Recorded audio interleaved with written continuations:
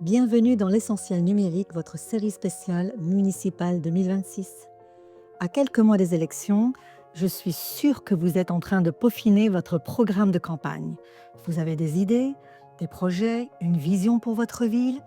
Mais au fait, êtes-vous certain que vos promesses sont réalisables? L'objectif de cet épisode est simple, vous aider à éviter les erreurs qui coûtent cher en crédibilité. Car faire une promesse qui ne relève pas de votre compétence, c'est le meilleur moyen d'aggraver la défiance. Alors, pour vous assurer d'être irréprochable, révisons ensemble qui fait quoi dans ce millefeuille territorial. Les promesses qui vous feront perdre votre crédibilité. En tant que candidat, vous devez maîtriser les compétences de chaque échelon. Il existe des lignes rouges que vous ne devez pas franchir, des promesses qui ne sont pas de votre ressort. Au niveau du département, tout d'abord, l'échelon des solidarités. Ne promettez jamais de construire ou de rénover un collège ou de refaire une route départementale. Ces sujets relèvent directement des compétences et du budget du conseil départemental.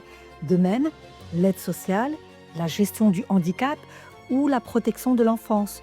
Tout cela ne vous appartient pas. Au niveau de la région, c'est l'échelon de la stratégie et de l'économie.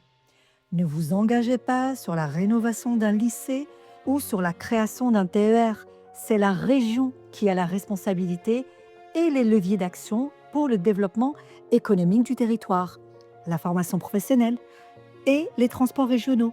Votre rôle sera de la solliciter, pas de la remplacer. Au niveau de l'État, maintenant, l'échelon de la souveraineté. Ne promettez pas l'ouverture d'un nouvel hôpital, ni la création d'un tribunal. C'est l'État qui a la compétence en matière de santé publique et de justice. Votre rôle en tant qu'élu local sera de porter les besoins de votre commune auprès de l'État, mais vous n'avez pas le pouvoir d'agir seul. Voyons maintenant les promesses qui vous rendront crédibles. Alors, sur quel sujet pouvez-vous réellement agir? C'est là qu'est tout votre pouvoir, car les compétences de la commune touchent directement le quotidien des habitants. Parlons sécurité. Le maire a le pouvoir de police. C'est votre domaine, votre responsabilité. Vous pouvez promettre d'augmenter le nombre de caméras de vidéosurveillance ou d'embaucher de nouveaux agents de police municipale pour renforcer leur présence sur le terrain. Passons à la propreté. C'est un sujet de tous les jours. Vous avez le pouvoir d'agir en vous engageant à renforcer les équipes d'entretien, à augmenter la fréquence de balayage des rues ou à installer plus de poubelles ou de cendriers. Et que dire des espaces verts? L'aménagement de votre ville, mais c'est carrément de votre ressort. Promettez de créer de nouveaux parcs, de végétaliser les rues ou d'installer des jardins partagés. C'est le genre de promesses concrètes qui parlent à tous.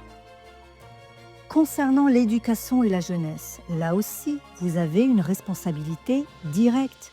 Vous pouvez promettre de construire ou de rénover une crèche ou d'améliorer la qualité des repas dans les cantines scolaires. Pour les plus grands, c'est à vous de créer une maison des jeunes ou de soutenir des associations pour les activités culturelles et sportives. Enfin, sur l'accès aux soins, votre rôle est majeur. Dans la lutte contre les déserts médicaux, vous avez des leviers d'action concrets. Rappelez-vous, vous ne pouvez pas promettre un hôpital, mais vous pouvez vous engager à créer un centre de santé municipal.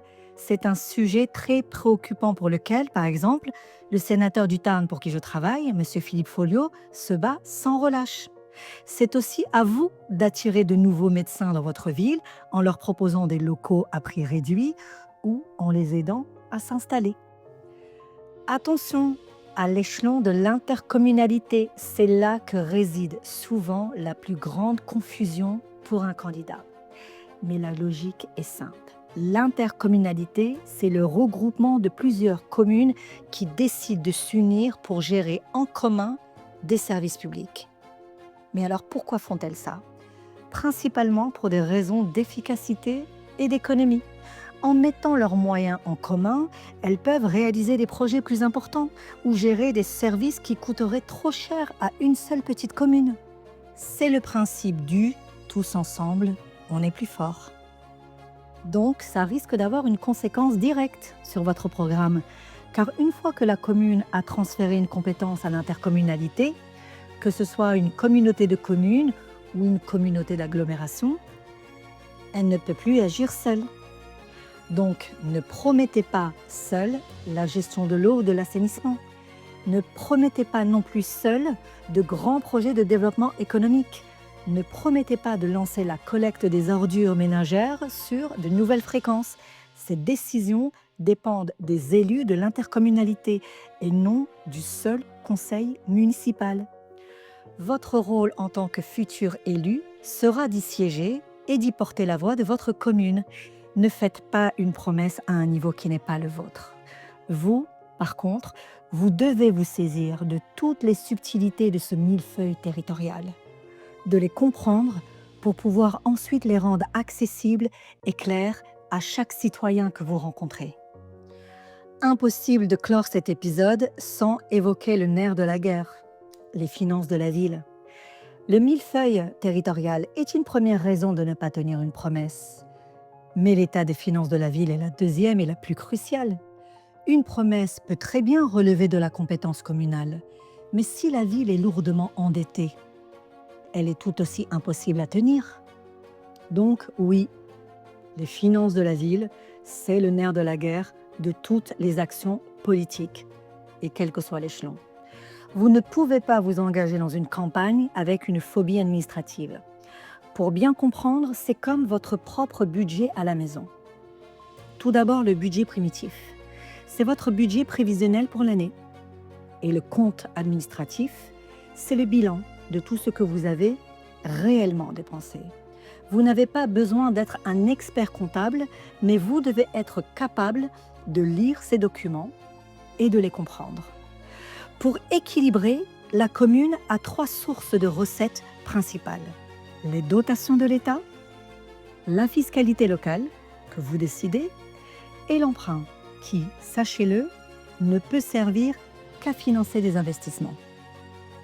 Votre promesse sur les finances ne peut pas être d'augmenter les salaires. Par contre, elle doit être la transparence absolue et un engagement sur la fiscalité locale. Une gestion saine, c'est la garantie de maîtriser les dépenses de la ville et donc de ne pas avoir à augmenter les impôts. C'est votre levier pour préserver le pouvoir d'achat de vos habitants. Et c'est un droit pour les citoyens d'accéder aux comptes de la ville. Promettez-leur de les rendre accessibles et clairs. Il en va de votre crédibilité. Merci à tous d'avoir suivi cet épisode jusqu'au bout. C'était l'essentiel numérique, série spéciale municipale 2026. Vous êtes de plus en plus nombreux à suivre mon podcast. Je vous donne rendez-vous très vite pour le prochain épisode. Restez connectés.